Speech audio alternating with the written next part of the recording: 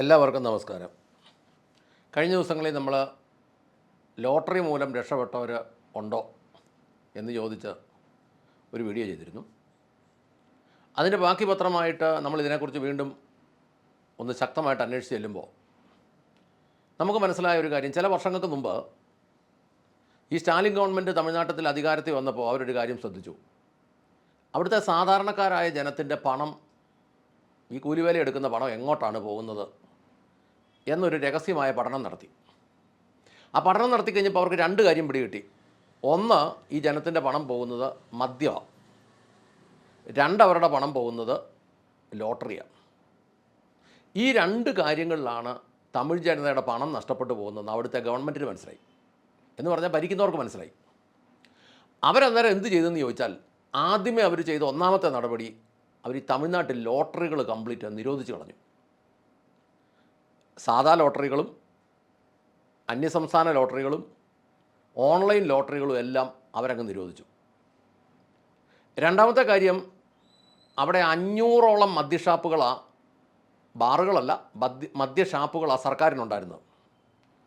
അതിലൊരു 200 എണ്ണം അവരാനുപാതികമായി അങ്ങ് പൂട്ടി, കുറച്ച് 300 എണ്ണമാക്കി കൊണ്ടുവന്നു. അപ്പോൾ ഇതുകൊണ്ട് രണ്ടുകൊണ്ട് സംഭവിച്ച കാര്യങ്ങൾ, ഈ തമിഴ്നാടിൻ്റെ സെൻട്രൽ ഭാഗത്തൊക്കെ ഉള്ളവന് എത്ര വാശി പിടിച്ചാലും ലോട്ടറി എടുക്കാൻ വഴിയില്ല. അവിടെ ഈ കേരളവുമായി ബന്ധപ്പെട്ട അതിർത്തികളിൽ മാത്രം നമ്മുടെ ചെക്ക് പോസ്റ്റുകൾ തിരുവനന്തപുരമാണേലും വാളയാറാണേലും കുമളിയാണെങ്കിലും അതുപോലെ അമരവിളയാണെങ്കിലും അതുപോലെ എവിടെയാണെങ്കിലും ഈ ചെക്ക് പോസ്റ്റുകളുടെ സൈഡുകളിൽ, അത് നമ്മൾ കേരളം വിട്ട് മറ്റ് സ്റ്റേറ്റുകളിലേക്കോ അല്ലെങ്കിൽ തമിഴ്നാട്ടിലേക്കോ ഒക്കെ പോകുമ്പോൾ നമ്മളൊന്ന് പ്രത്യേകം ശ്രദ്ധിച്ചോണം. തമിഴ്നാട് ചെക്ക് പോസ്റ്റ് കയറി അപ്പുറത്ത് ലോട്ടറി വിൽപ്പന സ്ഥലങ്ങളില്ല, എല്ലാം ഇവിടെയാണ്. തിരുവനന്തപുരത്തൊക്കെ ഒരു 500 സ്റ്റാളെങ്കിലും ഇങ്ങനെ നിൽക്കുക. അപ്പം അതിർത്തിക്കപ്പുറത്ത് പണ്ട് ഇതെടുത്ത് ഇതിന് അടിമയായി പോയ ആളുകൾ, മദ്യത്തിനും ലോട്ടറിക്കും അടിമയായി പോയ ആളുകൾ, അവർ ഈ ലോട്ടറിക്ക് വേണ്ടി ചെക്ക് പോസ്റ്റുകൾ കടന്ന് ഇപ്പുറത്ത് വന്ന് ഇതെടുത്തുകൊണ്ട് പോയി അവരുടെ പണം കളയുക. എന്താണെങ്കിലും തമിഴ്നാട്ടിലെ സെൻട്രലിലോ അതിൻ്റെ കിഴക്കൻ അതിർത്തിയിലോ ഒന്നും കിടക്കുന്നവർക്കൊന്നും ഈ വന്ന് ഇതെടുപ്പ് നടക്കില്ല. അതുകൊണ്ട് എന്തു വേണ്ടി, തമിഴ്നാട്ടിൽ ഈ ലോട്ടറി മൂലം മനുഷ്യൻ്റെ കയ്യിലിരിക്കുന്ന അവസാന ചില്ലിത്തുട്ട് വരെ ഗവൺമെൻറ്റിൻ്റെ കയ്യിലേക്ക് ചെല്ലുന്ന ഒരു പരിപാടി അവിടെ ഇല്ല. ഇനി മറുഭാഗം, 500 മദ്യഷാപ്പുകൾ ഗവൺമെൻറ് നടത്തിക്കൊണ്ടിരുന്നത് അത് ഗവൺമെൻറ് 200 കുറച്ചു. എന്ന് പറഞ്ഞാൽ തങ്ങളുടെ ജനത്തിൻ്റെ പ്രത്യക്ഷമായ സമ്പാദ്യവും പരോക്ഷമായ ആരോഗ്യവും തലമുറകളുടെ ശാപവും ആ ഗവൺമെൻറ്റിന് വേണ്ടെന്ന് അവർ വെച്ചു. അതുകൊണ്ട് കിട്ടിയ ഗുണം എന്നാന്ന് ചോദിച്ചാൽ, കഴിഞ്ഞ ലോക്സഭാ മത്സരത്തിൽ 39 സീറ്റിൽ 39 സീറ്റും ആ മുന്നണി നേടി. പണ്ട് കാലത്ത് കേരളത്തിൻ്റെ തെരുവുകൾ വഴി, നഗരങ്ങൾ വഴി, കടത്തിണ്ണകൾ വഴി തൂമ്പായും തോളയെ വെച്ച് ധാരാളം അണ്ണാച്ചിമാർ ഇവിടെ വരുമായിരുന്നു. എന്നാൽ വ്യക്തമായ ദർശനത്തോടുകൂടെ കാര്യങ്ങൾ ഗവൺമെൻറ് ആസൂത്രണം ചെയ്ത് മുന്നേറിയപ്പോൾ അവിടെ തൊഴിലുണ്ടായി, തൊഴിൽ സ്ഥാപനങ്ങളുണ്ടായി. അവിടെ തൊഴിൽ സ്ഥാപനങ്ങൾ ഒരുത്തൻ തുടങ്ങാൻ ആഗ്രഹിക്കുന്നെങ്കിൽ ഗവൺമെൻറ്റിൻ്റെ സൈഡിൽ നിന്ന് തന്നെ ഉദ്യോഗസ്ഥന്മാർ അതിന് പോയി അതിൻ്റെ പേപ്പറുകളെല്ലാം റെഡിയാക്കി നടത്തി അത് വിജയത്തിലെത്തിക്കുന്നത് വരെ കൂടെ നിൽക്കണം. ഇവിടെ എങ്ങനെ പൂട്ടിക്കും എന്നുള്ളതാണ് ഇവിടുത്തെ റിസർച്ച്. അങ്ങനെ വന്നപ്പോൾ ജനത്തിൻ്റെ ഈ പണമായപ്പോൾ നമ്മുടെ തെരുവുകളിൽ ഇരിക്കാൻ തമിഴന്മാരില്ലെന്നായി. അവരവിടെ ചെന്നപ്പോൾ തന്നെ ഗവൺമെൻറ് ഒരു കാര്യം കൂടെ ചെയ്ത്, അവർക്ക് സൗജന്യങ്ങൾ കൊടുക്കുമ്പോൾ തന്നെ ഗവൺമെൻറ് അവരുടെ അവസാന ജോലിയെടുക്കുന്ന അവസാന നാണയത്തൊട്ട് വരെ മേടിച്ചെടുക്കാൻ പറ്റുന്ന ലോട്ടറി പൂർണ്ണമായി നിർത്തി.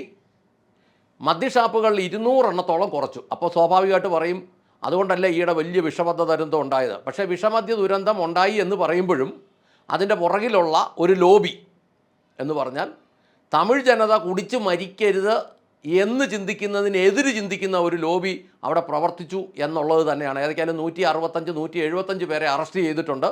ഒരു മദ്യദുരന്തത്തിൻ്റെ പുറകിൽ നിന്ന് 175 പേരെയൊക്കെ അറസ്റ്റ് ചെയ്യുക എന്ന് പറഞ്ഞാൽ അത് ഗവൺമെൻറ് രണ്ടും കണക്കൂട്ടി തന്നെയാണ്.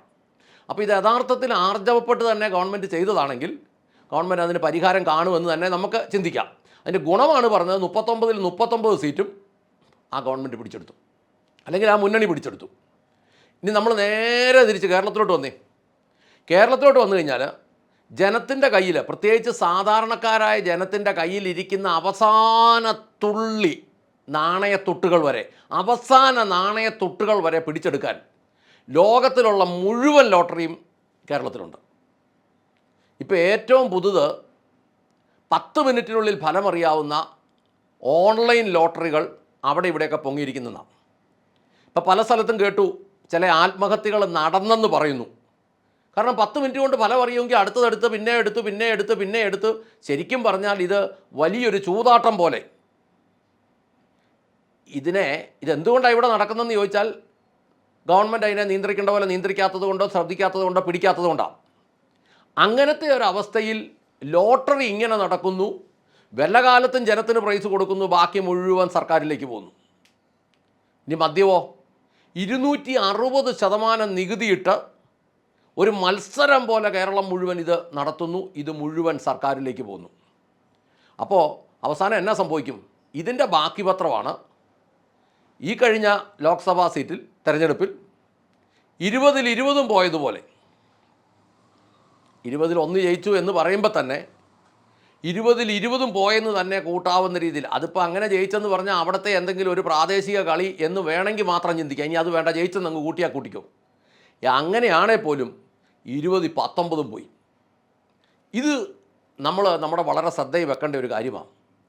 നമ്മൾ പണ്ട് കാലത്തല്ല അതും ഇതും എല്ലാം പറഞ്ഞ് പാണ്ടി എന്നൊക്കെ പറഞ്ഞ് കളിയാക്കിക്കൊണ്ടിരുന്ന തമിഴന് പോലും ബോധമായെങ്കിൽ, അവർ പോലും കാര്യങ്ങൾ ഇങ്ങനെ കാണാനും കേൾക്കാനും ഗ്രഹിക്കാനും അതിനനുസരിച്ച് നടപടികൾ എടുക്കാനും അത് നടപ്പി വരുത്താനും തുടങ്ങിയെങ്കിൽ നമ്മളിനി ബുദ്ധി തുറന്ന് ചിന്തിക്കേണ്ട സമയം അധികരിച്ചിരിക്കുന്നു. ഇല്ലെങ്കിൽ നമ്മൾ 300 വർഷം പുറകിലേക്ക് നമ്മളും നമ്മുടെ സമൂഹവും പോകും എന്ന് ഓർമ്മിപ്പിച്ചുകൊണ്ടും, ഉചിതമായ നടപടികൾ എടുക്കണം, അത് വ്യക്തിപരമായി എടുക്കണം, ഗവൺമെൻറ്റിൻ്റെ ഭാഗത്തുനിന്ന് എടുക്കാൻ പോകുന്നില്ല. വ്യക്തിപരമായി നമ്മൾ തന്നെ തീരുമാനിക്കണം ഇതൊക്കെ വേണമെന്ന്. ഞാൻ അധ്വാനിക്കുന്ന പണം ഇനി ലോട്ടറി എടുത്തും എൻ്റെ അധ്വാനത്തിൻ്റെ പണം ഇനി മദ്യമടിച്ചും കളയുന്നില്ല, അങ്ങനെ ഗവൺമെൻറ്റിനെ നിലനിർത്താൻ വേണ്ടി ഞാൻ പണിയെടുക്കുന്നില്ല എന്നുള്ള ഒരു തീരുമാനം വ്യക്തിപരമായി ആളുകൾ എടുക്കണമെന്ന് അഭ്യർത്ഥിച്ചുകൊണ്ട് നിർത്തുന്നു. നന്ദി, നമസ്കാരം.